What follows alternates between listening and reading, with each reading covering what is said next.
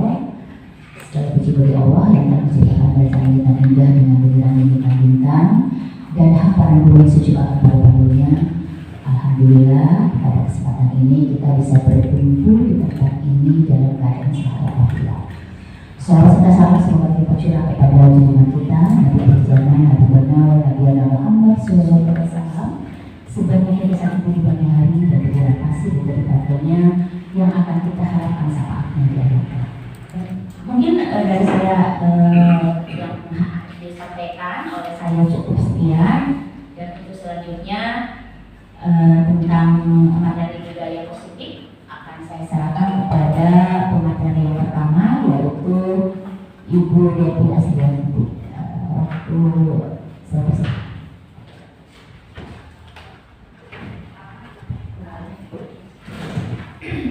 Assalamualaikum warahmatullahi wabarakatuh. Shalom, nama budaya, Om Swastiastu, salam kebajikan, rahayu berkasih. Untuk pembukaan kepada Ibu Kepala Sekolah yang terhormat Ibu Kepala Sekolah Bunda Ramadhanila, yang terhormat Bapak Ibu guru hebat di SDN Suko. Terima kasih saya sudah diberi kesempatan untuk berbagi atau sharing ilmu mengenai materi yang saya dapatkan di pendidikan calon guru penggerak.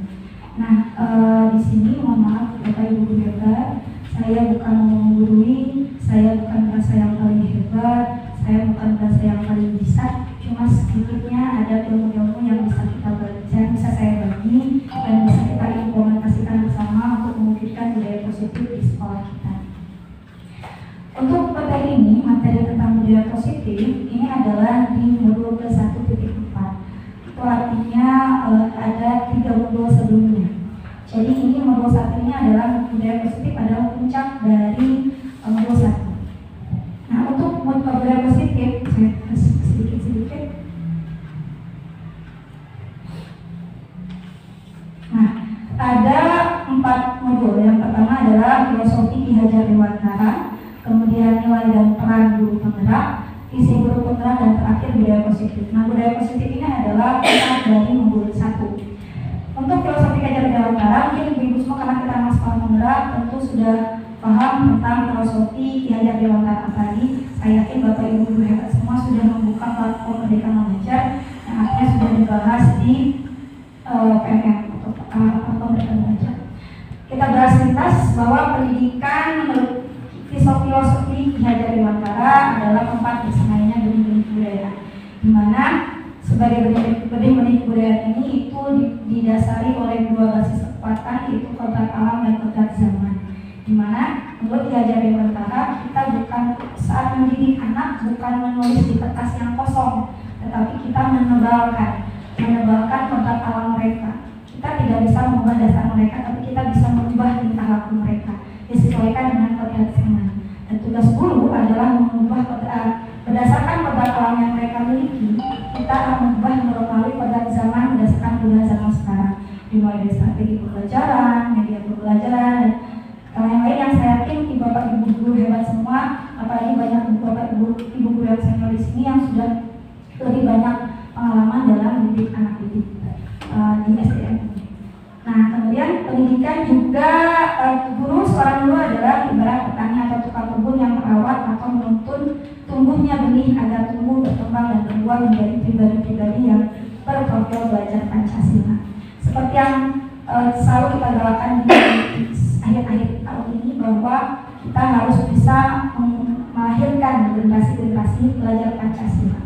Dan sesuai tujuan pendidikan Ki Hajar Dewantara bahwa kita sebagai guru bukan hanya mentransfer ilmu. Ketika mentransfer ilmu itu namanya mengajar, bukan mendidik. Ketika kita mendidik, maka kita harus menuntun anak didik kita untuk mencapai keselamatan atau kebahagiaan setinggi-tingginya berdasarkan 2 kekuatan tadi, yaitu kodrat alam dan kodrat zaman.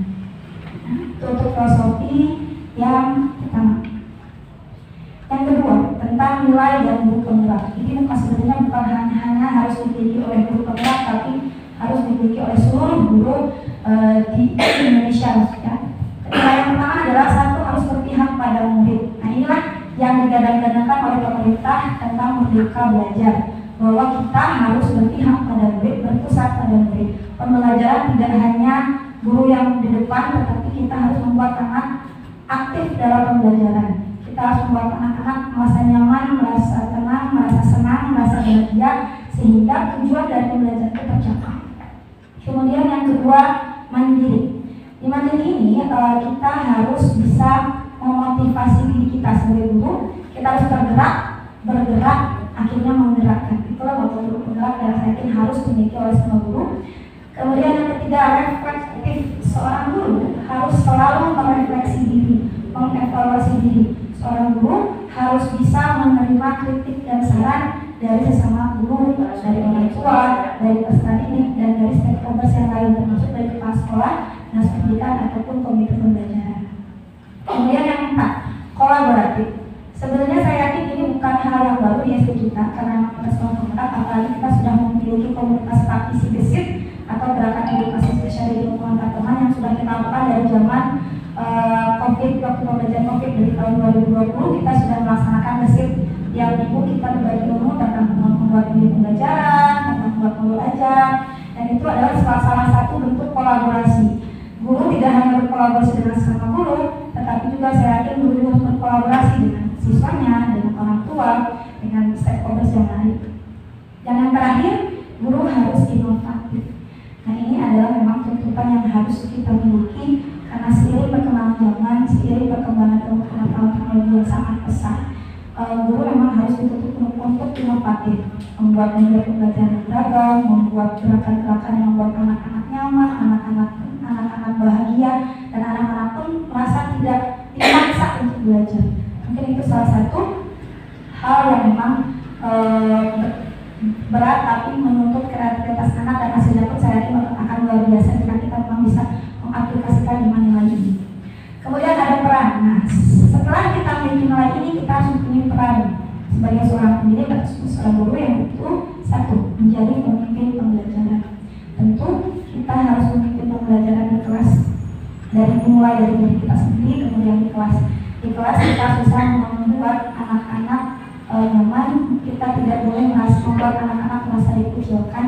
Kita harus membuat mereka merasa mendapat perlakuan yang sama. Dan itulah yang mungkin sedang kita laksanakan dengan pembelajaran berdiferensiasi. Kemudian kedua, menjadi coach bagi guru yang lain.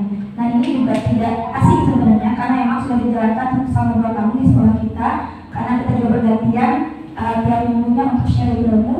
Dan saya yakin bapak-bapak guru hebat di sini tidak asing dan tidak aneh dengan menjadi coach bagi guru yang lain. Kemudian yang ketiga yaitu mendorong kolaborasi. Dan saya yakin bapak ibu guru sudah melakukan banyak hal mendorong kolaborasi bagi kita dengan sekolah yang kaya ekstrakurikuler, dengan 10 ekstrakurikuler baru, kemudian dengan berbagai kegiatan-kegiatan yang memang alhamdulillah makin sini makin banyak kegiatan yang dilaksanakan di sekolah. Kemudian mewujudkan kepemimpinan murid. Nah, ini yang memang harus kita laksanakan. Anak-anak didorong untuk berani, untuk bisa menjadi pemimpin minimal untuk diri mereka sendiri. Jangan sampai anak-anak tidak memiliki keberanian untuk berbicara. Walaupun tidak harus langsung berani gitu ya. Dan saya yakin pasti bapak ibu guru juga sudah paham cara membuat anak-anak bisa menjadi pemimpin minimal untuk dirinya sendiri. Kemudian yang kelima, menggerakkan komunitas praktisi. Dan ini adalah salah satu yang dilakukan dengan program gesit yang dilaksanakan tiap minggu. Nah, setelah kita menggali tentang nilai dan peran guru penggerak, maka untuk mewujudkan visi, mewujudkan nilai-nilai itu kita harus membuat visi. Dan saya yakin karena semua kelas sudah ada, tiap guru kan sudah mempunyai visi masing-masing. Masuk ini ada contoh visi saya, terwujudnya peserta didik yang memiliki maca, artinya disiplin, edukatif, variatif, inovatif, mandiri, aktif, ceria, dan adaptif. Artinya saya ini sebenarnya membuat visi sekaligus membuat cermin buat saya. Devi itu harus bisa selalu maca keadaan, jadi harus selalu menggali dan menggali, dan harus selalu belajar terus belajar sepanjang hari. Nah, lalu apa sih hubungannya dengan budaya positif? Nah, ini Bapak Ibu Guru, dari 3 modul yang tadi sudah saya kemukakan. Nah, dari filosofi Ki Hajar Dewantara yang mengatakan bahwa pendidikan itu harus menuntun anak sehingga anak bisa mencapai kebahagiaan tertinggi tinggi atau kebahagiaan setinggi-tingginya sesuai pada peran dan pelaksanaan. Ini ketika kita sudah melaksanakan itu, maka akan terciptalah program belajar Pancasila. Dan ini tercipta dengan adanya untuk mewujudkan profil belajar Pancasila, seorang guru harus memiliki nilai dan peran yang tadi sudah saya kemukakan. Kemudian nilai dan peran guru ini akan tercermin dalam sebuah visi. Jadi sebelum kita, hal pertama ketika kita memulai pembelajaran adalah kita sudah punya visi. Visi apa yang kita tuju, visi apa yang kita buat agar mencapai atau agar mewujudkan program belajar Pancasila, akan agar melahirkan generasi-generasi belajar Pancasila di sekolah ini khususnya ya. Nah, nilai dan peran ini akan diwujudkan dalam sebuah visi yang diwujudkan oleh apa yang diatur atau yang disusun oleh Bapak Ibu hebat di sini, sehingga akan dengan strategi-strategi yang akhirnya akan melahirkan sebuah budaya positif. Jadi dari filosofi pendidikan tadi, kemudian dari nilai dan peran guru penggerak juga tercerminkan dalam visi guru penggerak, sehingga akan tercermin atau terlahirlah sebuah budaya positif. Nah, apa itu budaya positif ya? Budaya positif adalah keyakinan, nilai dan asumsi dasar yang saling terintegrasi, dianut, disepakati, dan dijalankan bersama seluruh warga sekolah. Jadi, budaya positif ini tidak akan terbentuk jika hanya satu guru yang menjalankan. Ini terbentuk dari semua kerjasama seluruh warga sekolah, sehingga bisa melahirkan budaya positif. Nah, budaya positif ini dimulai dari disiplin positif yang harus datang dari diri sendiri. Nah, sekarang sebelum saya lanjut, saya akan berikan pertanyaan kepada Bapak Ibu hebat semua, bahwa setuju atau tidak dengan hukuman dapat mendisiplinkan anak? Tidak. Ada yang setuju? Hukuman, ada yang setuju. Baik. Hukuman dapat mendisiplinkan anak. Yang kedua, pemberian hukuman dengan hal positif seperti membaca atau membersihkan halaman sekolah dapat meningkatkan disiplin anak. Setuju? Ada yang bisa jadi? Ada yang tidak setuju? Ada yang tidak setuju? Setuju semua? Coba. Yang ketiga, memberi penghargaan dapat meningkatkan motivasi belajar anak. Setuju, tapi nanti ada efek. Iya, betul. Karena setiap hal pasti ada dampak. Dan ini kita akan bahas. Nah, di tadi pertanyaan 3 tadi itu akan dibahas dari 6 topik yang nanti akan kita bahas. Dari mulai segi positif, teori motivasi, teman, penghargaan, dan restitusi, keyakinan kelas, kebutuhan dasar manusia, restitusi, 5 posisi kontrol, dan sedikit restitusi. Nah, sekarang membahas dari pertanyaan tadi, budaya positif itu lahir dari disiplin positif. Disiplin berasal dari bahasa Latin yang artinya belajar. Dan namun dalam budaya kita sebenarnya makna kata disiplin itu berubah menjadi sesuatu yang dilakukan seorang pada orang lain untuk mendapat kepatuhan. Kita anak ini disiplin, kita tuh cara itu untuk patuh pada peraturan. Padahal sebenarnya disiplin itu artinya adalah belajar. Disiplin positif artinya anak-anak itu seseorang bisa menggali potensi yang dimiliki dirinya untuk mencapai suatu tujuan, di mana tujuan itu ada sesuatu yang berharga. Apa itu tujuannya? Yaitu nilai kebajikan. Ketika kita berbicara disiplin positif, maka itu tidak lepas dari nilai kebajikan. Kenapa? Karena disiplin itu bukan hanya sekedar patuh pada aturan, tetapi tadi sudah saya bilang dari kata dasarnya saja belajar, maka disiplin adalah bentuk suatu bentuk kontrol diri. Ketika kita menghafalkan tangan, ada ketika misalnya saya menghafalkan tangan, kemudian Bu Yulia ingin membuka kepala tangan saya. Apa yang Bapak Ibu lakukan? Kalau misalnya dari sisi saya, apakah akan membuka atau apakah akan menutup, mempertahankan apa yang dibuka? Mempertahankan. Berarti itu suatu bentuk bahwa kira-kira Yulia bisa mempengaruhi saya atau tidak? Bisa atau tidak? Itu adalah suatu bentuk kontrol. Artinya kita tidak bisa mengontrol diri orang lain. Seharusnya yang bisa mengontrol diri kita sendiri adalah diri kita sendiri. Makanya sebagai seorang guru kita tidak seharusnya bisa mengontrol kamu harus begini, kamu harus begini. Tidak, tapi tugas kita adalah menumbuhkan supaya mereka bisa mengontrol diri mereka sendiri dengan baik, dengan benar. Jadi bukan memaksakan kehendak kepada anak, tetapi menumbuhkan budaya disiplin positif itu. Ketika disiplin positif mereka belajar atau menggali potensi dirinya dengan berdasarkan nilai-nilai kebajikan universal yang mereka miliki, maka akan terciptalah budaya positif. Maka yang harus kita lakukan adalah nilai-nilai kebajikan, menerapkan nilai-nilai kebajikan itu sendiri. Kita mengenalkan nilai-nilai kebajikan yang tentunya mungkin sudah dikenalkan oleh orang tua mereka karena sesuai dengan pengetahuan tadi. Nah, sebagai seorang guru kita mempengaruhi daripada itu untuk memperkuat dengan melakukan pembiasaan di sekolah. Dan nilai-nilai kebajikan ini adalah sifat-sifat positif mulia dengan tujuan mulia. Ya, misalnya mandiri, beriman, kritis itu salah satu bentuk nilai-nilai kebajikan universal yang diwujudkan dengan penumbuhan disiplin positif tadi. Kemudian, ketika kita bicara disiplin dengan yang artinya kita menggali potensi diri sendiri dengan tujuan tadi nilai kebajikan universal, maka kita tidak jauh atau tidak lepas dengan namanya motivasi. Motivasi itu ada dua ya, ada motivasi eksternal, ada motivasi internal. Kalau eksternal berarti dari luar, kalau internal berarti dari dalam. Nah, ketika contohnya untuk teori motivasi itu sebenarnya dari sini ada tiga teori motivasi perilaku manusia. Yang pertama, motivasi manusia itu untuk menghindari ketidaknyamanan atau hukuman.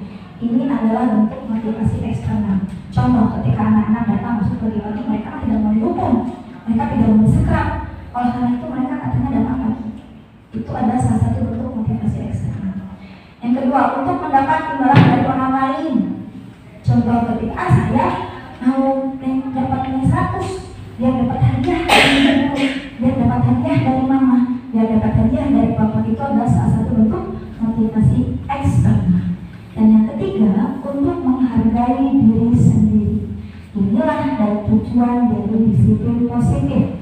Artinya kita harus bisa menggali, mendorong peserta didik atau anak didik kita untuk bisa menumbuhkan motivasi internalnya sehingga terciptalah budaya positif dengan disiplin positif. Kemudian, nah tadi ketika ibu bapak mengatakan bahwa penghargaan bisa meningkatkan motivasi anak itu bahwa penghargaan dapat meningkatkan motivasi anak. Di sisi lain, ternyata penghargaan itu adalah suatu hukuman. Itulah sebabnya di beberapa tahun ini tidak ada lagi ranking di rapor. Kenapa? Karena penghargaan ternyata justru sebuah hukuman. Kenapa sebuah hukuman? Karena satu ada pengaruh jangka pendek dan jangka panjang. Anak-anak akan terbantu dengan prestasi. Jadi mereka tuh fokusnya ke ranking. Mereka akan sangat ketergantungan dengan ranking.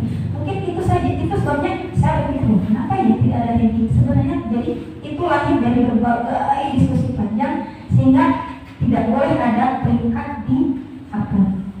Kemudian penghargaan itu menghukum, penghargaan mengurangi ketepatan, penghargaan juga tidak efektif dan penghargaan merusak hubungan. Contoh penghargaan merusak hubungan adalah tidak semua anak bisa mendapatkan ranking 1.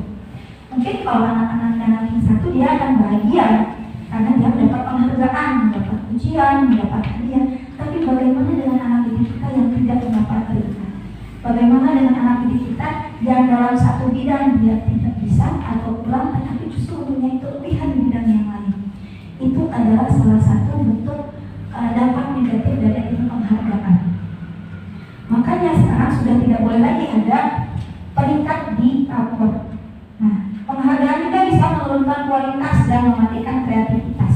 Kenapa? Karena memang stuck saja di sana. Jadi kita mendapat yang satu sudah stuck di sana. Padahal kan masih banyak, tidak hanya satu bidang, kita bisa menggali berbagai bidang yang memang memiliki atau menjadi potensi berkembang. Dan penghargaan juga mengurangi motivasi intrinsik. Karena sebenarnya yang tadi saya bilang, penghargaan itu adalah motivasi eksternal, bukan intrinsik atau internal. Jadi anak-anak itu, oh iya, saya mau dapat peringkat 1, saya mau dapat nilai 100 karena mau dapat hadiah, karena akan dapat imbalan, karena akan dapat ujian, bukan karena dari bentuk motivasi dirinya sendiri. Saya menghargai diri saya, bukan dari itu. Kata seperti itu. Karena ketika anak-anak, kalau misalnya ada orang tua yang tidak mempermasalahkan anaknya nilai kecil, anak-anak tidak masalah. Tetapi untuk bagian anak yang ketika pulang ke rumah mendapat nilai sedikit atau nilai kecil dan dimarahi, itu justru akan mematikan karakter anak, membunuh karakter anak. Dan itulah yang menyebabkan kita tidak boleh, sebaiknya tidak memberikan penghargaan. Lalu bagaimana bentuknya? Nah, sebagai guru kita bisa memberikan bentuk program kebajikan atau apresiasi atas nilai kebajikan mereka. Nah, contohnya adalah beri pengakuan secara khusus, beri pengakuan secara pribadi. Mungkin ini juga ada program bimbingan konseling di kelas. Ini juga bisa dilakukan pengakuan secara khusus dan pengakuan kepada semua murid bisa bergantian dan secara konsisten. Dan kita harus fokus pada proses, tidak hanya pada hasil. Yang dinilai itu ada prosesnya. Apakah anak berubah? Apakah ada peningkatan? Minimal ada perubahan tingkah laku. Karena standarnya bukan hanya pengetahuan, karena tidak semua anak memiliki kemampuan yang sama, tidak semua anak memiliki potensi yang sama. Itulah mengapa kita melakukan program pembelajaran berdiferensiasi. Nah, ini adalah contoh pengakuan atau apresiasi kebajikan. Contoh, kemarin saya perhatikan rasa empatimu besar sekali pada saat menolong murid baru di kelas kita. Itu adalah salah satu bentuk apresiasi. Tidak hanya bentuk nilai, tapi bentuk penghargaan. Wah, kamu sudah kemarin saya perhatikan rasa empatimu bagus ya ketika menolong orang lain. Itu adalah salah satu bentuk pemberian program kebajikan atau apresiasi. Atau saya menghargai kepedulianmu pada saat kamu membantu teman-temanmu di tugas kelompok. Ini juga salah satu apresiasi. Jadi bukan hanya dikatakan, bukan hanya anggar, tapi dengan sikapnya juga kita harus bisa memberikan apresiasi. Atau terima kasih untuk rasa tanggung jawabku pada saat kamu memungut kertas-kertas yang berserakan di lantai. Itu berarti anak-anak sudah menemukan rasa cinta kepada kebersihan, dan itu harus kita apresiasi. Coba sekarang kira-kira ini, sebelum saya akan menjelaskan tentang hukuman dan konsekuensi di restitusi, saya coba bertanya kepada Bapak Ibu, apakah ini bentuk hukuman atau konsekuensi? Mencatat 100 kali dalam buku kalimat saja tidak akan terlambat lagi karena terlambat ke sekolah.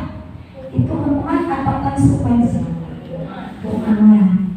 Yang kedua, lari mengelilingi lapangan basket 2 kali karena terlambat hadir di sekolah. Hukuman. Adalah konsekuensi, nanti kita bahas. Yang ketiga, murid diminta untuk push up 15 kali karena tidak menggunakan masker ke sekolah. Hukuman. Yang keempat, menggantikan kertas tugas teman yang telah dicoret-coret. Konsekuensi. Kemudian yang keempat, membersihkan tumpahan air di meja tulis karena tersenggol pada saat belajar. Konsekuensi. Yang kemudian berikutnya, murid disuruh untuk mengenakan sepatu seharian di sekolah karena tidak mengenakan sepatu hitam. Hukuman atau konsekuensi? Murid disuruh untuk mengenakan sepatu seharian, jadi tidak boleh dibuka sama sekali. Kita mau apapun tidak boleh dibuka karena tidak menggunakan sepatu hitam. Hukuman. Lari mengelilingi lapangan basket 2 kali karena terlambat 10 menit untuk pelajaran PJOK. Hukuman. Coba kita bahas. Nah, ternyata yang pertama itu tadi hukuman ibu ya. Yang kedua adalah hukuman karena tidak nyambung dengan pelajarannya. Kemudian yang terakhir tadi ada yang hukuman, justru yang terakhir adalah konsekuensi. Kenapa? Di sini suaranya pada saat pelajaran PJOK. Jadi sangat berhubungan dengan mata pelajaran. Coba dari kata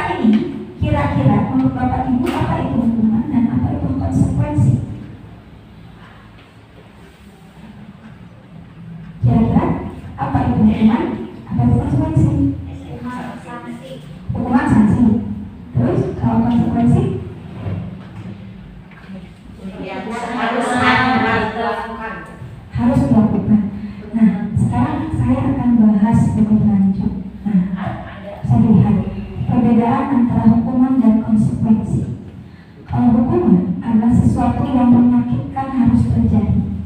Kalau konsekuensi itu harus terjadi tetapi tidak menyakitkan.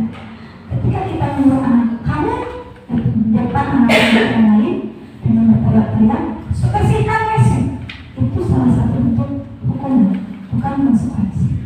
Dan di sekolah itu memang tidak seharusnya kita memberikan suatu hukuman. Sekarang sudah tidak zamannya seperti zaman dulu atau zaman saya kecil, ketika tidak bisa tuh langsung jawaban dengan menghapus. Kalau zaman sekarang sudah tidak ada seperti itu, karena itu justru mematikan karakter anak, justru membuat anak tidak berkembang. Nah, kemudian ada membuat anak sakit. Kalau konsekuensi anak tidak nyaman tapi dalam jangka waktu yang pendek, karena emang itu kesalahan anak mereka. Kalau hukuman itu pasti mereka lama. Mungkin ada yang sampai dendam, ada mungkin yang sampai kenyang sampai mereka besar, karena saking sakitnya dari suatu hukuman. Kemudian akibatnya justru anak-anak bukan menjadi semakin patuh, tapi karena hukuman anak akhirnya membenci kedisiplinan. Berbeda dengan konsekuensi, anak-anak akan menghargai disiplin, akan menghargai kata. Kemudian kalau hukuman itu dipaksa, kalau konsekuensi itu stimulus respon atau stimulus tanggapan. Ada stimulusnya, kalau anak-anak begini, kalau begini, akibatnya begini. Tapi kalau hukuman, jadi kalau konsekuensi mereka sadar, oh iya, ini salah saya. Tapi kalau hukuman itu anak-anak akan terpaksa, jadi tidak dari dirinya sendiri. Kemudian hukuman mendorong anak menyakiti diri sendiri. Kalau konsekuensi membuat anak beradaptasi atau menyesuaikan diri. Hukuman konsep diri yang buruk, kalau konsekuensi konsep diri yang baik. Kemudian hukuman anak akan belajar untuk menyembunyikan kesalahan. Berbeda dengan konsekuensi, anak akan belajar mematuhi peraturan. Kalau hukuman, anak akan berusaha berbohongkah atau mungkin dia menyembunyikan apakah. Itu adalah salah satu bentuk dampak dari hukuman. Kemudian ini yang paling dampak yang paling besar adalah anak akan merasa marah, merasa bersalah, bahkan merasa dipermalukan dan tidak dihargai. Makanya ketika kita menghukum, saya masih belajar untuk terus memperbaiki diri, jangan sampai kita menghukum di depan anak-anak yang lain, karena itu adalah bentuk mempermalukan anak dan itu adalah membunuh karakter anak.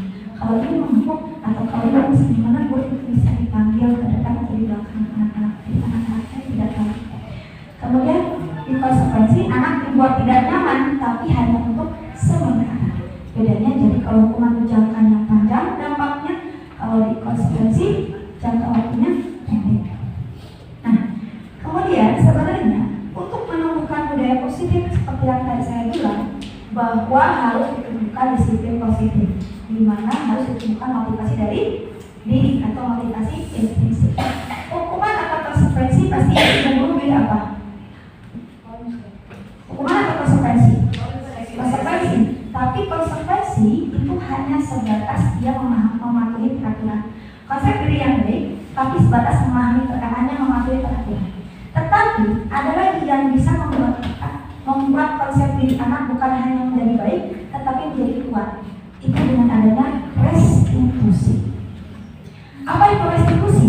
Restitusi adalah proses menciptakan kondisi bagi murid untuk memperbaiki kesalahan mereka. Jadi tidak hanya sekedar saya melakukan hal ini karena saya patuh kepada peraturan. Itu adalah konsep diri yang baik, tetapi bukan konsep diri yang kuat, sehingga tidak akan bertahan lama. Kalau restitusi ini akan bertahan lama, karena anak-anak akan berpikir bagaimana caranya saya memperbaiki kesalahan diri saya. Kalau konsekuensi hanya sebatas oke, saya tidak mentaati peraturan, saya mematuhi peraturan, saya akan baik. Tetapi kalau restitusi, itu anak akan merasa kuat. Dia tahu letak kesalahan di mana dan dia akan mencoba untuk memperbaiki kesalahan. Nah, kemudian jadi intinya adalah change restitusi. Jadi anak-anak itu bukan untuk menebus kesalahan, tetapi untuk belajar dari kesalahan, sehingga anak-anak tidak akan mengulangi kesalahan yang sama. Kemudian memperbaiki hubungan dan berbentuk tawaran, bukan paksaan. Kemudian restitusi menuntut untuk melihat ke dalam diri dan mencari kebutuhan dasar yang mendasari suatu tindakan. Jadi tadi yang sudah saya bahas, ada hukuman, ada konsekuensi, dan ada restitusi. Maka cara yang paling baik kira-kira yang mana? Restitusi. Karena restitusi akan membuat proses dirinya kuat, sehingga akan terpacu disiplin yang positif dan akhirnya terciptalah budaya yang positif. Lalu bagaimana cara kita menerapkan restitusi? Nah, salah satunya adalah membuat suatu keyakinan kelas, atau yang kemarin kita buat kesepakatan kelas. Nah, kemarin tadi kan sudah kita bahas yang pertama itu sudah menentukan visi kelas, visi diri kita sebagai guru. Kemudian kita akan membuat keyakinan kelas di kelas. Caranya adalah dengan anak-anak ini disepakati bersama. Jadi bukan berdasarkan ibu bapak ibu yang buat, oh ini saya yang buat nih harus begini tidak. Tapi ini dibuat oleh kesepakatan seluruh anggota kelas. Anak-anak disuruh, kita bisa minta anak-anak untuk menuliskan kira-kira apa hal-hal yang akan kita tentukan di kelas. Kita share semua itu sebanyak-banyaknya. Nanti ada proses untuk mensortir atau memfilter. Kira-kira itu pun berdasarkan kesepakatan bersama. Kira-kira ini bagus nggak atau tepat dari diterapkan di kelas. Nah, ketika sudah berkumpul, kita buat, kita tulis dan berkata di kelas, sehingga anak-anak akan memperhatikan dan akan selalu ingat dengan keyakinan kelas yang dibuat bersama, dan anak-anak akan patuh konsekuen dengan keyakinan kelas itu. Coba sekarang nih perbedaan antara peraturan dan keyakinan kelas. Mengapa tidak peraturan saja? Mengapa harus ada keyakinan kelas? Kalau dulu kan cukup dengan tata tertib siswa, cukup dengan tata tertib sekolah. Tapi kalau sekarang harus ada keyakinan kelas. Kenapa? Karena untuk mendukung tadi motivasi intrinsik. Ketika ada keyakinan kelas, maka kita akan mendorong anak untuk memiliki motivasi intrinsik, sehingga tercipta disiplin positif tadi. Nah, coba sekarang selalu kembalikan buku ke tempatnya. Ini adalah peraturan kelas. Peraturan. Maka apakah bentuk keyakinan kelasnya? Kira-kira apa?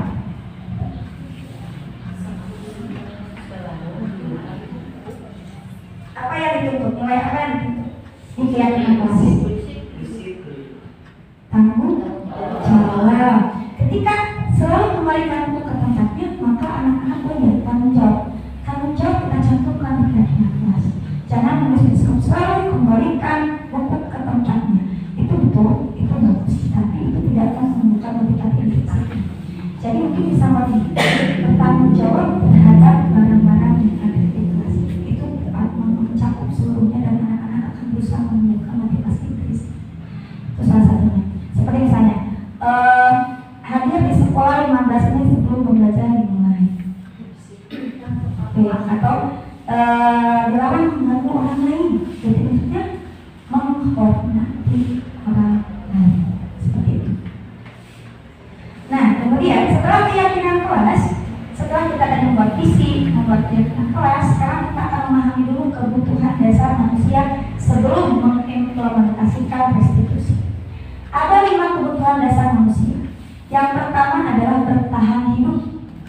Ini adalah kebutuhan sepakan saya tadi. Pangan ya. Jadi apa yang dibutuhkan anak untuk bertahan hidup? Makan, minum, tinggal, baju itu ya, makan sama kamu. Kemudian yang pertama itu yang paling utama adalah bertahan hidup, kebutuhan dasar manusia.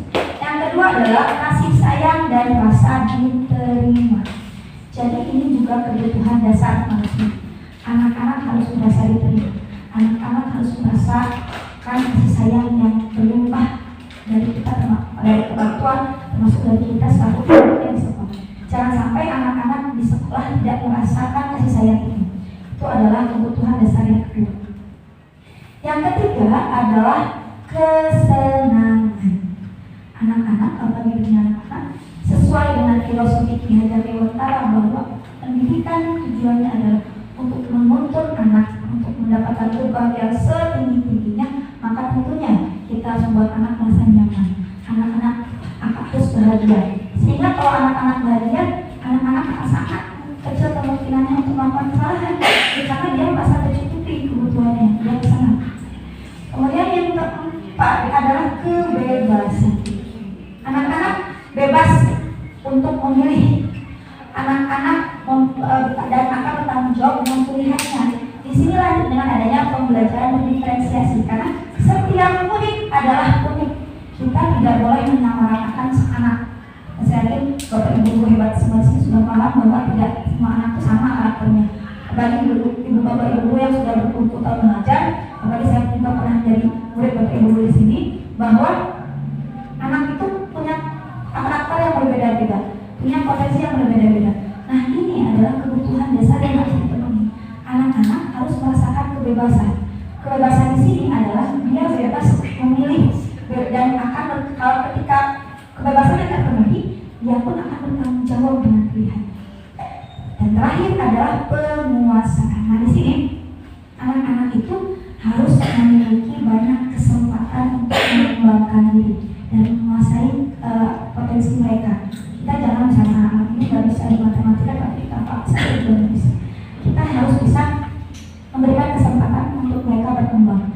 Maka ini adalah kebutuhan yang paling dasar, ini adalah kebutuhan penguasaan. Nah, ketika kebutuhan dasar manusia, 5 kebutuhan dasar ini terpenuhi, maka mereka tidak akan melakukan banyak kesalahan.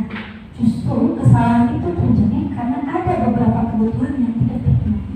Ketika ada di antara 5 ini yang tidak terpenuhi, maka itulah yang menyebabkan anak-anak melakukan kesalahan atau melakukan misalnya melanggar tertentu atau tindakan yang lain. Nah, sekarang saya akan mencoba untuk memberikan video yang bisa Bapak Ibu bisa tentang posisi kontrol guru.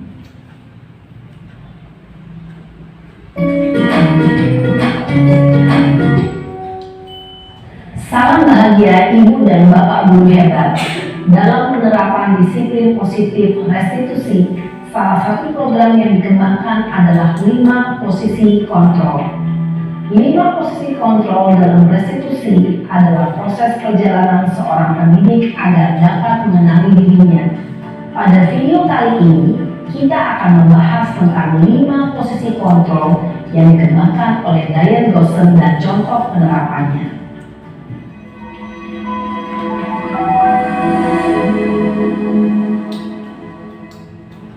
Lima posisi kontrol itu adalah 1. Posisi penghukum, 2. Posisi pembuat merasa bersalah, 3. Posisi teman, 4. Posisi pemantau atau monitor, dan 5. Posisi manajer. Untuk lebih memahami kelima posisi tersebut, mari kita saksikan kasus Naren yang terlambat hadir 20 menit di sekolah dan melihat bagaimana kelima posisi kontrol dalam menghadapi masalah tersebut.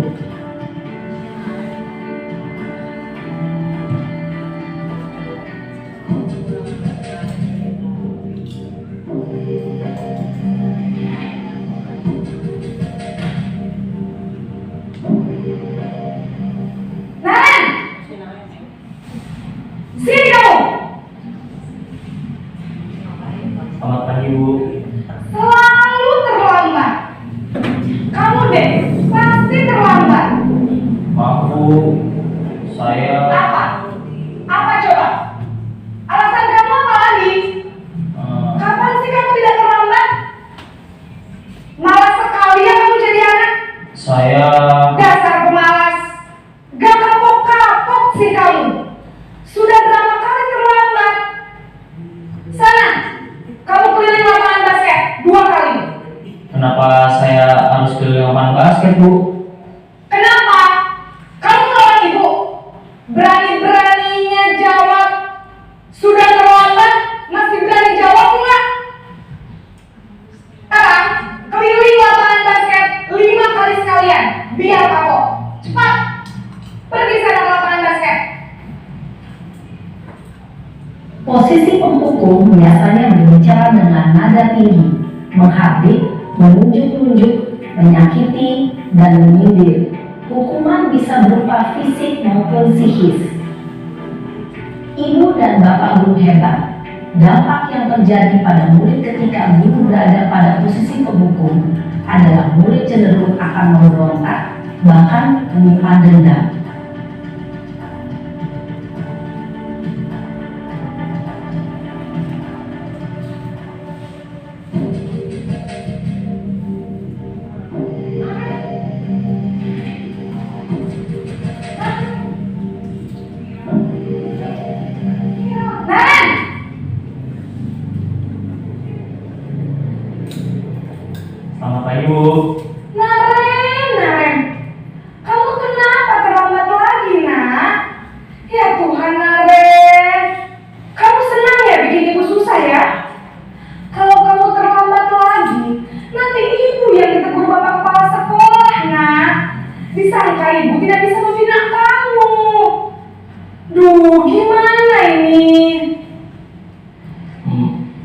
Bu.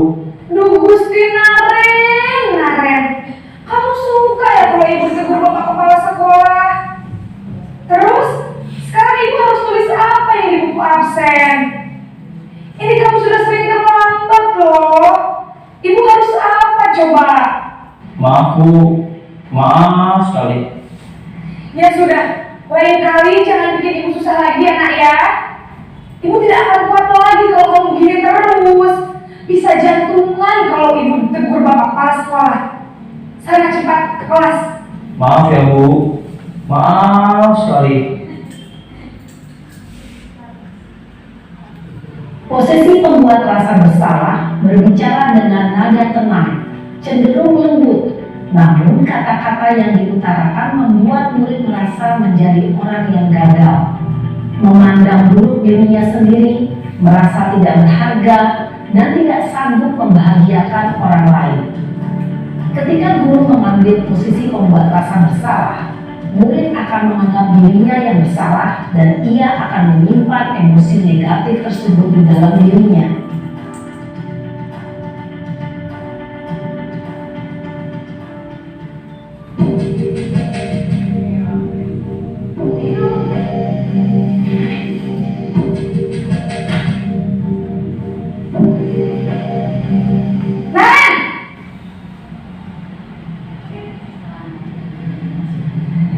Selamat pagi Bu.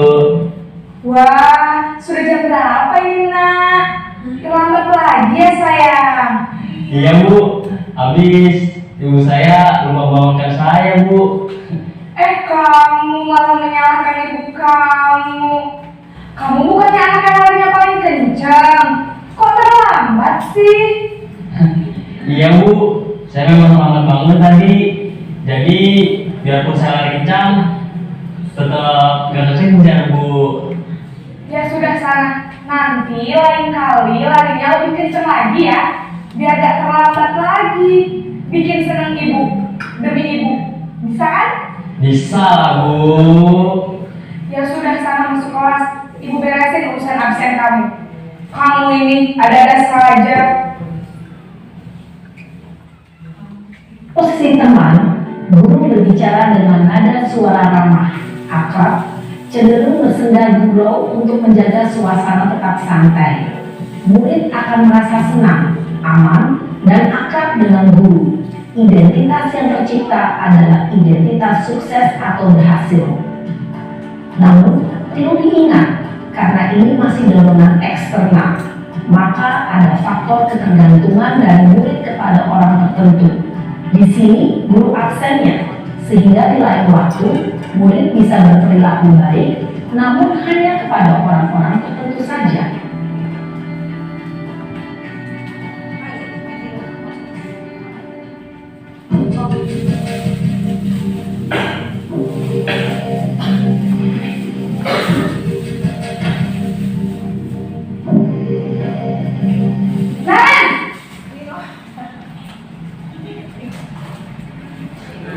Selamat pagi Bu. Naren, apa peraturan sekolah kita tentang jam berapa kita harus masuk sekolah, nak? Kita harus di sekolah jam 7 Bu. Iya betul, sekarang sudah jam 7.20. Naren sudah tahu konsekuensinya jika terlambat hadir. Paham Bu.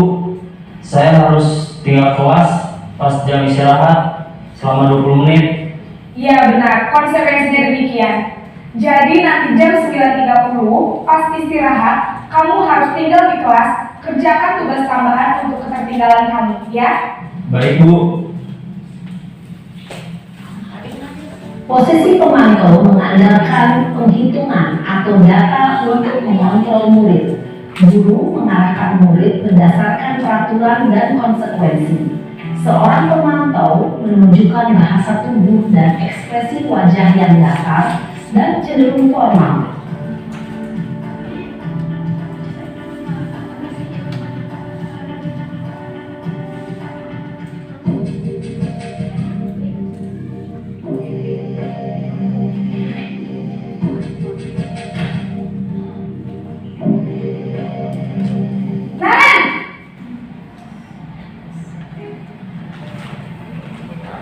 Selamat pagi Bu. Selamat pagi Naren. Maaf Bu, saya terlambat. Iya, sekolah masuknya jam 7, sekarang sudah jam 7.20. Jadi sekarang bagaimana ya Naren? Maaf Bu, saya lupa setel alarm saya semalam. Baiklah, menurut kamu, keyakinan sekolah yang mana yang perlu kamu tingkatkan? Menghargai diri sendiri dan orang lain mungkin ya Bu. Setuju. Jadi, apakah Naren meyakini prinsip saling menghormati tersebut? Iya Bu, saya meyakininya. Apakah Naren bersedia memperbaiki masalah keterlambatan ini? Bersedia Bu. Bagaimana kamu akan memperbaiki masalah keterlambatan ini? Saya akan coba untuk tidak lupa menyetel alarm saya Bu. Baik, kalau Naren lupa menyetel alarm di rumah, ada orang yang kira-kira bisa bantu mengingatkan tidak? Ada Bu, kakak saya, Kak Emma. Ada lagi selain Kak Emma? Selain Kak Emma, ada ibu saya. Baik, jadi yang mengingatkan Naren adalah Kak Emma dan ibu kalian. Kira-kira akan mulai setel alarm kapan nih Naren? Setelah pulang sekolah, akan segera saya lakukan. Baik, jadi Naren akan setel alarm untuk bangun besok pagi dan akan diingatkan oleh kakak dan ibunda Naren ya. Ada lagi yang mungkin perlu dilakukan Naren agar tidak terlambat bangun lagi? Tidak ada Bu. Baik Naren, terima kasih untuk kerjasama kamu. Sekarang kamu perlu kembali ke kelas untuk belajar. Baik Bu, terima kasih. Posisi manajer adalah posisi kontrol yang disarankan untuk membimbing murid memiliki sikap disiplin yang positif, yaitu murid yang mandiri, bertanggung jawab, dan dapat memecahkan masalah. Tujuan dari posisi ini adalah agar murid dapat berefleksi atas tindakannya. Guru akan dengan tulus memberikan pertanyaan-pertanyaan bermakna, sehingga membuat murid dapat belajar dari kesalahannya dan mencari sebuah solusi untuk menyelesaikannya. Ibu dan Bapak guru hebat, setelah mengamati adegan kelima posisi kontrol tadi, kira-kira posisi mana yang paling ideal? Posisi mana yang dapat menunjang motivasi intrinsik murid? Ya, tentu posisi manajer. Posisi ini memang posisi ideal yang ingin dituju setiap pendidik. Pada posisi inilah, guru dapat menerapkan disiplin positif yang berpihak pada murid dan memerdekakan murid. Perjalanan seorang pendidik tentunya tidak mudah untuk sampai pada posisi seorang manajer. Namun, tujuan kita pasti, yaitu menciptakan murid-murid yang mandiri, merdeka, dan bertanggung jawab. Semoga penggambaran 5 posisi kontrol yang telah diperlihatkan ini dapat menjadi ajang refleksi bagi kita semua.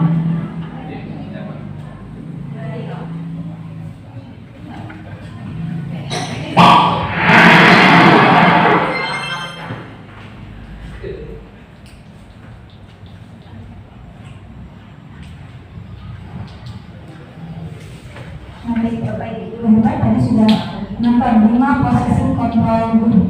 Tadi ketika kita sudah membahas tentang restitusi, tentang berkaitan kebutuhan dasar manusia, tentunya kita akan sampai ke posisi kontrol. Tadi ada 5 posisi Pak ingat. Yang pertama ada posisi penghukum, yang kedua posisi pembuat merasa bersalah, yang ketiga posisi teman, yang keempat pemantau atau monitor, yang kelima manajer. Tadi juga sudah dibahas ada yang paling sesuai untuk menumbuhkan motivasi intrinsik anak adalah posisi manajer.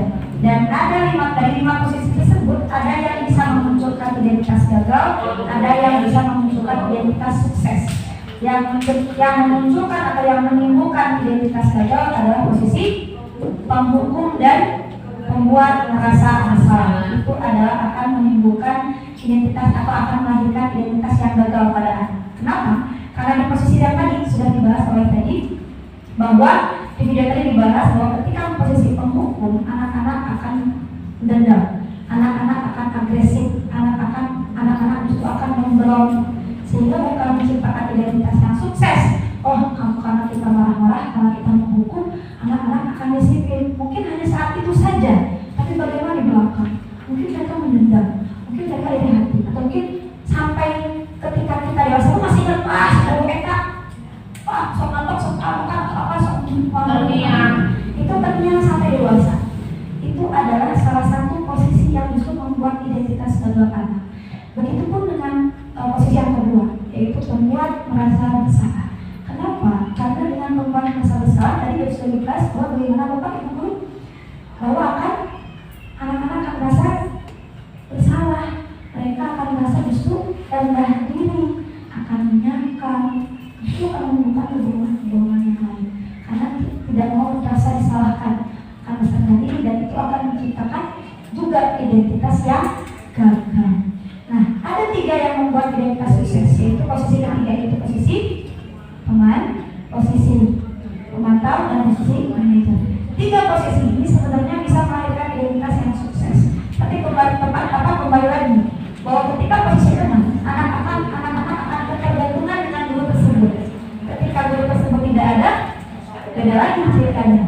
Karena motivasinya pun masih eksternal, belum terjadi motivasi intrinsik. Kemudian ketika posisi tempat pun sama. Ketika posisi pemantau, itu anak-anak akan tahu tentang peraturan sekolah. Dia tahu akan konsekuensi dari pelanggaran peraturan yang beliau apa yang anak itu lakukan. Itu anak tidak sepenuhnya mandiri. Anak hanya akan merasa cukup mematuhi peraturan saja. Dan ini masih di ranah motivasi eksternal. Ketika posisi tertinggi atau posisi yang diharapkan atau yang dituju oleh seluruh pendidik, yaitu posisi manajer. Posisi manajer, jika Ibu Bapak perhatikan tadi sudah jelas bahwa Ibu Guru tadi sudah menerapkan Marek untuk berpikir bagaimana memperbaiki kesalahannya. Tadi kata Marek sudah berkata, saya akan menyetel karton, saya akan meminta oleh kakak saya atau ibu saya untuk membantu saya. Itu salah satu solusi yang dipikirkan bukan oleh guru tetapi oleh anak. Jadi guru mendorong anak untuk berpikir apa solusi terbaik dari kesalahan yang saya lakukan.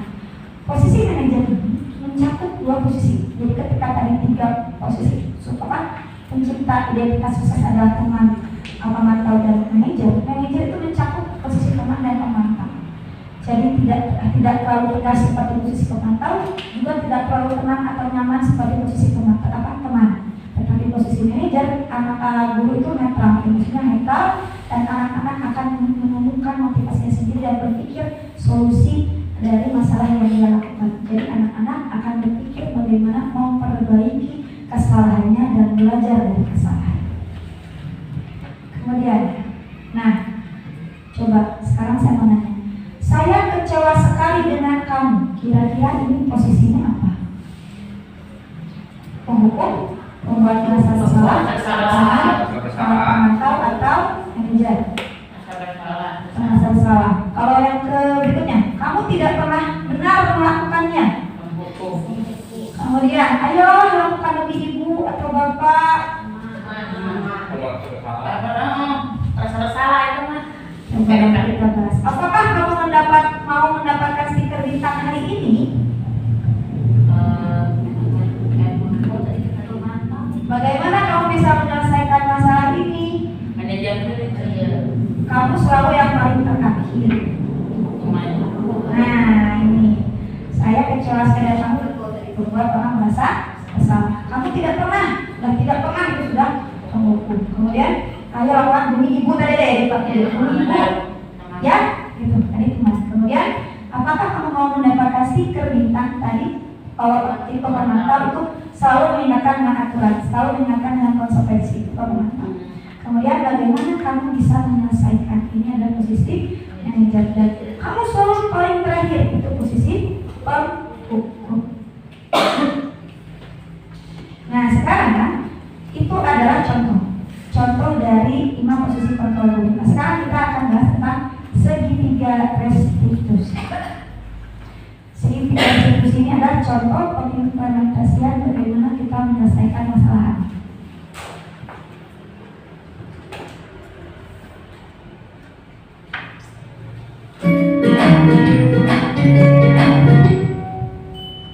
Salam dan bahagia Ibu dan Bapak Guru hebat.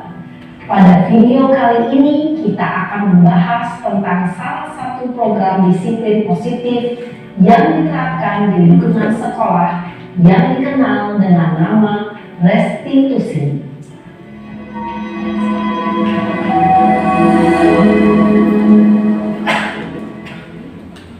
Restitusi dikembangkan oleh pakar pendidikan Diane Gosser, berlandaskan pada teori kontrol Dr. William Glasser. Segitiga restitusi adalah suatu proses dialog yang dijalankan oleh guru atau orang tua agar dapat menghasilkan murid yang mandiri dan bertanggung jawab. Pada saat guru di posisi manajer, aspek yang dikembangkan pada murid adalah motivasi intrinsik, sehingga penanaman nilai-nilai kebajikan dapat tumbuh dan berkembang menjadi suatu kebiasaan positif yang akhirnya membentuk karakter murid. Proses dialog ini terdiri dari 3 langkah yang digambarkan pada ketiga sisi pada segitiga restitusi. Sisi pertama adalah menstabilkan identitas. Sisi yang kedua adalah validasi tindakan yang salah. Dan sisi yang ketiga adalah menanyakan keyakinan. Ibu dan bapak guru, berikut ini akan ditunjukkan bagaimana seorang guru berada dalam posisi manajer menggunakan penerapan segitiga restitusi.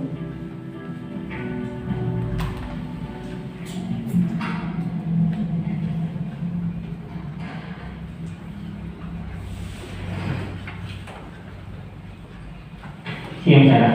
Siang Pak. Sudah lama gak ketemu Sarah? Kenapa hari ini ada di sini? Kesel Pak, kesel banget. Masa aku dikatain tukang fitnah Pak? Ya aku marah lah. Aku dari dikatain Eka di depan kelas. Kesel banget. Oh begitu.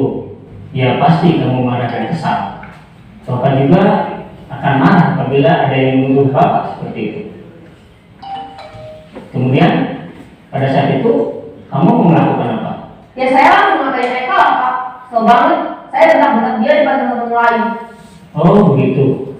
Pasti kamu melakukan seperti itu karena suatu alasan tertentu kan?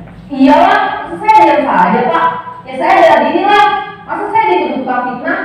Ya wajar lah. Mempertahankan harga diri itu sesuatu yang penting buat kamu. Untung kamu tidak bertindak lebih gegabah lagi. Hanya membentak-bentak. Iya Pak. Untung saya masih bersabar dan hanya membentak saja. Sudah gemes padahal, saya pasti bela diri lah. Ya pasti ya. Tapi kamu memilih untuk tetap bertahan dan bersabar. Memilih untuk tidak berbuat lebih parah lagi kan? Iya. Nah, sekarang coba kita lihat lagi tindakan kamu yang bentak-bentak Eka di kelas. Tindakan kamu itu kira-kira sesuai dengan keyakinan kelas atau prinsip kamu tidak? Enggak lah Pak. Capek Pak jadi pemarah. Jadi keyakinan atau prinsip mana yang kurang sesuai dengan keinginan kamu? Ya, saya sebenarnya sangat menghargai orang lain. Mungkin saat itu saya menjadi emosi, jadi tidak menunjukkan sikap itu. Kamu meyakini tidak? Menghargai orang lain itu penting buat kamu. Yakinlah Pak. Iya, setuju. Kita harus saling menghargai. Namun, ada juga keyakinan yang kita sepakati yang perlu kita jalankan apabila kita sedang marah, kan? Ya, saya bisa lebih proaktif, mulai dengan diri sendiri. Saya bisa jadi lebih bersabar, mengambil waktu jeda untuk berpikir mau apa selanjutnya. Kira-kira kamu bersedia memperbaiki masalah ini tidak? Bersedia Pak. Kalau kamu memperbaiki masalah ini, kamu akan menjadi orang seperti apa? Saya akan menjadi orang yang bertanggung jawab kali ya Pak. Dan senantiasa proaktif. Iya, menurut kamu bagaimana rasanya menjadi orang seperti itu? Ya nyaman lah, bangga bisa bersabar dan menahan diri. Baiklah kalau begitu. Yuk kita pikirkan bagaimana memperbaiki masalah ini.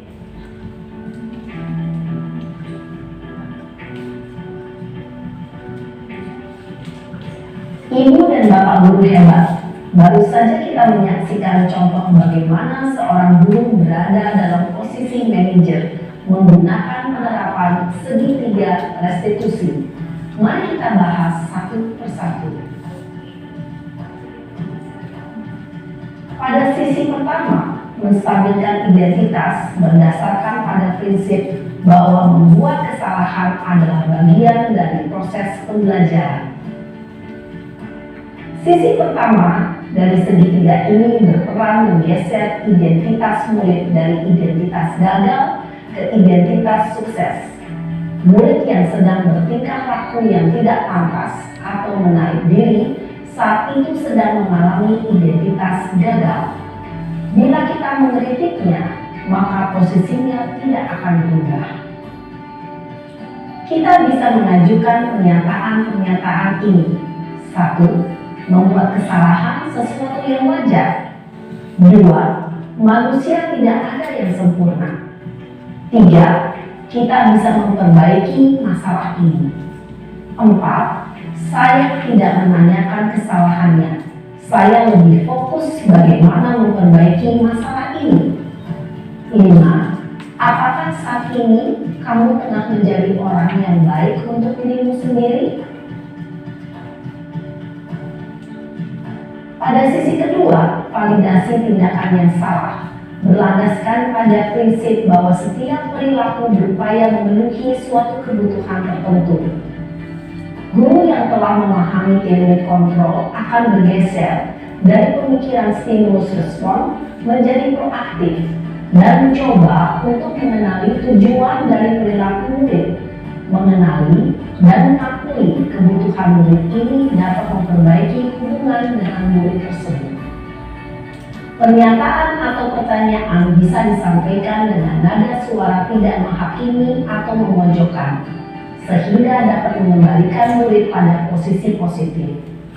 1. Kamu bisa saja bertindak lebih gegabah lagi dari ini.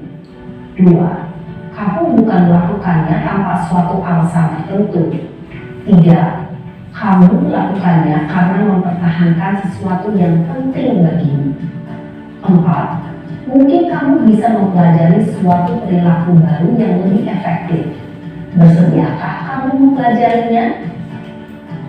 Selanjutnya, kita akan simak sisi terakhir, yaitu menanyakan keyakinan. Teori kontrol menyatakan bahwa pada dasarnya kita termotivasi secara intrinsik. Pada saat perilaku yang salah telah divalidasi dan identitas sukses telah stabil, maka murid telah siap menaikkan keyakinan-keyakinannya dengan tindakannya yang salah dan pemikirannya telah bergeser ingin menjadi orang yang dituju.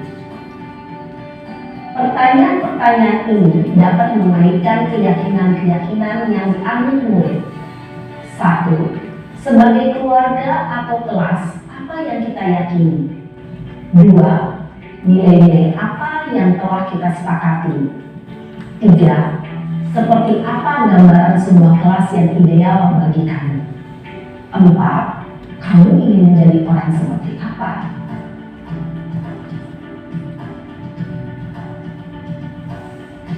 Dalam menerapkan segitiga restitusi, perlu diperhatikan beberapa hal, yaitu 1. Perilaku yang salah perlu dikaitkan dengan nilai-nilai atau keyakinan-keyakinan yang telah disepakati atau dituju. 2. Kesediaan orang yang melakukan kesalahan untuk memperbaiki masalah. 3. Pemecahan masalah sebisa mungkin relevan atau memiliki hubungan dengan masalah yang ada. 4. Usaha. Perlu adanya suatu usaha perbaikan dari pihak yang berbuat kesalahan. 5. Waktu. Perlu didedikasikan waktu dari pihak yang berbuat kesalahan. Tanyakan kapan akan mulai dilakukan usaha untuk memperbaiki masalah. Dengan memahami struktur penerapan segitiga restitusi, diharapkan guru dapat menerapkan posisinya sebagai manajer dengan mengajukan pertanyaan-pertanyaan bermakna yang dapat membuat murid menjadi lebih percaya diri, bertanggung jawab, dan mandiri. Nah, Ibu Bapak Guru, perlu tidaknya mengikuti ketiga tahapan dalam segitiga restitusi bergantung pada ringan beratnya suatu permasalahan. Misalnya, bila permasalahan tersebut ringan, maka tidak perlu dijalankan secara berurutan. Bahkan bisa semudah menanyakan apa keyakinan yang kita sepakati. Dengan menjalankan segitiga restitusi, dengan mengajukan pertanyaan-pertanyaan bermakna, Diharapkan murid menjadi lebih kuat secara pribadi, dapat membuka wawasan murid agar dapat menyelesaikan permasalahannya sendiri, semakin percaya diri, mandiri, dan merdeka. Salam dan bahagia, Ibu Bapak Guru hebat.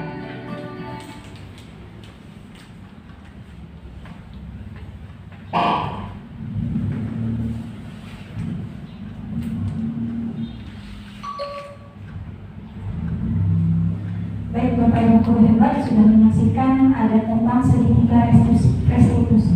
Jika tadi sudah kita bahas bahwa restitusi adalah suatu proses menciptakan suatu kegiatan anak-anak memperbaiki kesalahannya. Nah, segitiga restitusi ini adalah contoh penerapan ketika kita ingin memberi solusi atau menawarkan solusi dari suatu permasalahan di mana solusinya itu dicari oleh anak tersebut yang melakukan kesalahan. Jadi sudah dibahas bahwa tindakan yang pertama, tahap yang pertama adalah menstabilkan identitas, di mana kita mengatakan atau intinya kita menggeser anak dari menggeser dari identitas gagal menjadi sukses, di mana kita meyakinkan anak bahwa manusia tidak luput dari kesalahan. Kalian boleh berbuat satu hal yang manusiawi, tidak ada yang sempurna. Jadi anak tidak akan merasa tertekan ketika kita mengatakan itu. Tiap anak pasti punya kesalahan. Ya, jangan salah, tidak seperti itu karena itu manusia itu. Nah, ketika anak-anak mulai merasa, oh iya, ibu saya mengakui kalau kita nggak apa-apa berbuat kesalahan, ini masih bisa diperbaiki. Anak akan mulai merasa dirinya percaya diri, mulai tumbuh keberanian. Nah, kemudian yang kedua adalah validasi tindakan yang salah, atau di sini validasi kebutuhan. Kenapa dikatakan validasi kebutuhan? Ketika di tahap pertama itu kita menggeser dari identitas gagal atau salah menjadi sukses, atau kita menekan bahwa tidak apa-apa sebuah kesalahan, itu kita masuk ke kedua, di mana validasi kebutuhan itu ditanyakan. Anak-anak pasti melakukan perilaku karena berupaya memenuhi kebutuhan dasarnya yang tidak terpenuhi. Yang tadi saya bilang ada 5 kebutuhan dasar ingat. Yang pertama, bertahan hidup. Yang kedua, merasa diterima. Yang ketiga, kesenangan. Kemudian kebebasan dan kepuasan. Ketika salah satu tidak dipenuhi, maka anak-anak itu akan melakukan suatu kesalahan, dan tindakan salah yang dilakukan itu berdasarkan ada untuk memenuhi salah satu kebutuhan dasar. Contoh, ketika kemarin saya menerapkan ketika restitusi ketika ada salah satu murid saya laki-laki yang terus mengejek temannya, hanya iseng saja, sekedar mengajak sekedar menghina temannya disebut opa dikit. Nah, mungkin bagi anak yang laki-laki yang mengejek itu suatu kesenangan, iseng. Padahal untuk orang lain itu menyakitkan, sampai sehingga salah satu murid yang diejek itu menangis. Dan ketika ditanyakan ternyata dia iseng. Berarti ketika iseng dia itu tidak terpenuhi kesenangannya.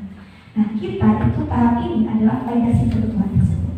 Sehingga di tahap ketiga, akhirnya inilah pentingnya keyakinan kelas. Kita tanyakan kepada anak-anak kita, apa keyakinan kira-kira kamu masih ingat tidak keyakinan kelas saya tulis tentang saling menghormati atau tentang menghormati orang lain.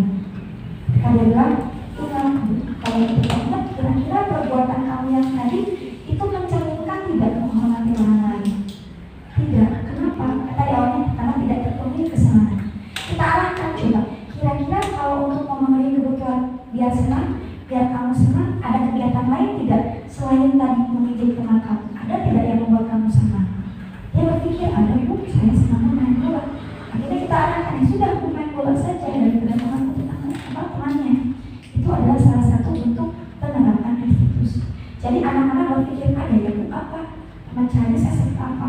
Apa yang akan melakukan? Oh, minta maaf Bu, seperti itu saya akan melakukan hal yang lain untuk memenuhi kesenangan saya, dengan cara tidak mengganggu orang lain, dengan cara tidak melakukan hal-hal yang tidak menghormati orang lain. Nah, itu adalah salah satu contoh penerapan segitiga restitusi. Nah, ini sekali lagi ini untuk kita bahas tadi tentang disiplin positif. Disiplin positif itulah akan melahirkan suatu budaya positif. Yang saya saya bilang bahwa disiplin artinya belajar untuk mengontrol diri, karena tidak ada yang bisa mengontrol diri kita selain diri kita sendiri. Sehingga motivasi yang lain adalah motivasi intrinsik. Masih ingat tadi ada 5 posisi kontrol. Yang pertama, membuat rasa bersalah, teman, dan manajer. Kemudian sedikit eksekusi ada 3. Yang pertama tadi menstabilkan identitas, yang kedua validasi tindakan yang salah, yang ketiga menanyakan keyakinan. Dan ada 5 kebutuhan dasar hidup manusia. Yang pertama merasa bertahan hidup, yang kedua kasih sayang, betul, rasa terima kasih sayang, yang ketiga kesenangan, yang keempat kebebasan, terakhir penguasaan. Nah, ketika kita sudah paham tentang kebutuhan dasar manusia, sudah paham tentang posisi kontrol, sudah paham tentang motivasi, disiplin, itu ada pengharapannya kita bisa menghasilkan melahirkan anak-anak yang memiliki sisi positif sehingga bisa menciptakan budaya yang juga positif. Nah, sekarang kita kasih 30 detik. Ini untuk bahan refleksi Bapak Ibu guru sekaligus saya pribadi. Yang pertama, apakah kamu ingin menjadi lebih baik? Setelah mendengar materi ini, kalau saya pribadi saya merasa tertampar karena saya jauh dari kata baik. Saya belum mencapai posisi ini. Jadi materi yang saya dapatkan pendidikan calon sekarang ini suatu pengingat, suatu bentuk refleksi bahwa kita itu walaupun seorang guru tetapi harus terus belajar, karena belajar itu sepanjang hayat. Belajar terus memperbaiki diri, belajar terus membuat anak bahagia, belajar terus membuat anak masa tenang, masa tidak tertekan, masa nyaman di sekolah. Karena mereka di sini pindah rumah ke sini, jangan sampai mereka pindah rumah terus tertekan sehingga anak-anak tidak mau sekolah. Awalnya dia senang dari rumah pengen sekolah, datang ke sini kita marah-marah, mereka jadi malas sekolah. Jangan sampai terjadi itu. Ini bahan untuk saya pribadi. Saya merefleksi diri saya, apalagi karena saya menjadi kelas 6 dan memberikan anak yang sudah dewasa, bagaimana caranya untuk tetap membuat anak nyaman sehingga mereka bisa berkeluh kesah, sehingga mereka bisa melahirkan disiplin positif dan budaya positif pun akhirnya akan tercipta di lingkungan sekolah. Kemudian, apakah saat ini kamu sedang menjadi orang yang sedang kamu inginkan? Apakah kamu bisa mengubah kegiatan perilaku kamu menjadi lebih membantu? Apakah belajar membuat kesalahan? Bisakah kita memperbaikinya? Apa yang kamu lakukan saat ini sesuai? Kapan kamu siap untuk mulai? Peraturannya apa? Sepertinya kamu punya masa ini bisa yang kita lakukan untuk merefleksi diri kita dan bisa kita pergunakan ketika kita berusaha untuk mencapai posisi manajer ketika menyelesaikan permasalahan-permasalahan yang ada di kelas. Karena tentu saya yakin Bapak Ibu hebat di sini sudah tahun-tahun mengajar, sudah banyak hal-hal yang dilakukan oleh anak yang memang beberapa kali melakukan kesalahan itu pas 1-2 kali, dan kita bisa menggunakan sedikit tadi untuk menyelesaikan masalah itu. Dan tadi sudah dibahas bahwa kita tidak harus melalui 3 tahapan tadi, tergantung berat ringan permasalahannya. Jadi tidak harus menempuh 3 tahapan tadi. Bisa kita langsung untuk menanyakan keyakinan kelas. Makanya di sini adalah tugas penting PR kita ketika mungkin kalau saya pribadi kemarin buat kesepakatan kelas itu berdasarkan keinginan pribadi, peraturan tugas pribadi, maka ayo kita sama-sama untuk di semester 2 ini kita membuat keyakinan kelas berdasarkan apa yang diinginkan oleh anak-anak kita, sehingga anak-anak pun lebih termotivasi untuk mematuhi keyakinan itu berdasarkan dirinya sendiri, bukan berdasarkan dari paksaan kita. Nah, ini refleksi lagi, hal baru apa yang mengubah paradigma saya yang saya dapatkan, kemudian perasaan apa yang muncul setelah mengikuti sesi ini, kemudian peran ngomong apa, di antara 5 posisi foto. Kalian sudah sebenarnya sampai saat ini apa sih yang sudah Ibu Bapak Guru di posisi mana? Di 5 posisi tadi. Kemudian saya akan menjadi posisi ngomong seperti apa setelah mengikuti modul ini. Baik, saya minta satu orang guru untuk menyampaikan, karena waktu masih besar lagi, tinggal 5 menit lagi, satu orang guru untuk refleksi tentang 4 hari. Mau siapa? Pak Budi, mangga?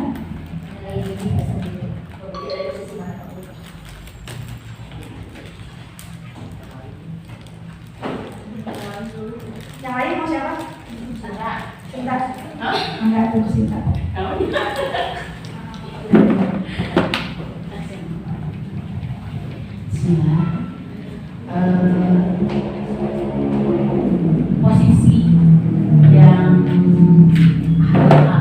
hal baru apa? Ada hal yang baru yang didapat dari Pada hari ini tentang hal baru apa yang mengubah paradigma saya? Ya, bahwa tadi guru harus terus belajar memperbaiki diri, terus belajar untuk mengembangkan diri, karena kita ini bukan berfungsi ya, memberikan pelayanan ya terhadap siswa, ya, pelayanan terhadap orang tua. Jadi memberikan pelayanan itu tidak bisa disamakan antara dulu dengan sekarang, bahwa manusia berkembang, pemikirannya berkembang, keinginannya juga berbeda-beda. Jadi kita tidak bisa stuck dengan keinginan kita sendiri, tetapi kita juga harus menyesuaikan diri dengan perkembangan zaman. Yang kedua, perasaan apa yang muncul selama mengikuti sesi ini,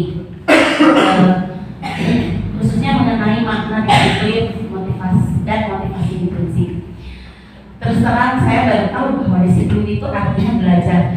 Jadi selama ini yang saya tahu disiplin, saya kudu gitu ya, patuh dengan apa yang sudah kita, peraturan yang sudah kita sepakati bersama, dan peraturan itu ada karena pemikiran kita sendiri, terlahir dari keinginan ego kita sendiri gitu ya.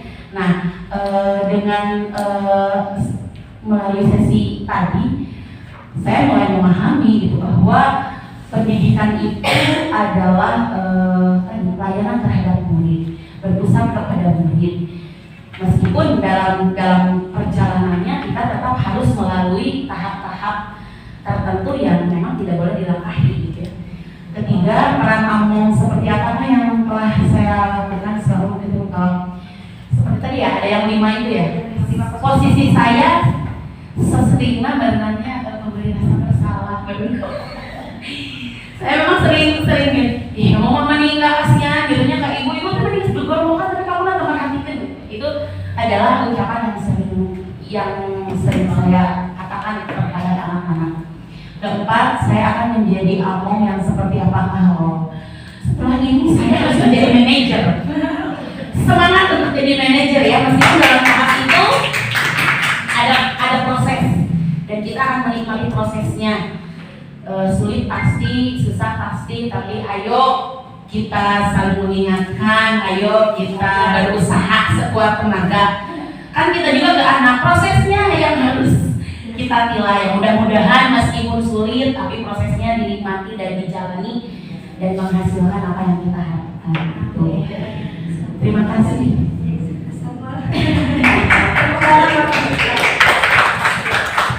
Alhamdulillah sudah satu orang yang memberikan refleksi, mungkin cukup satu ya karena waktunya banyak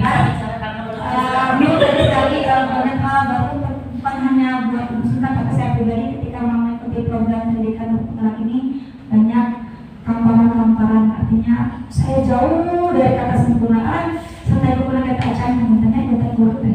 Jadi kita sama-sama berjuang terus belajar untuk menciptakan budaya positif di sekolah. Kalau bukan dari kita, dari siapa lagi? Kita harus bergerak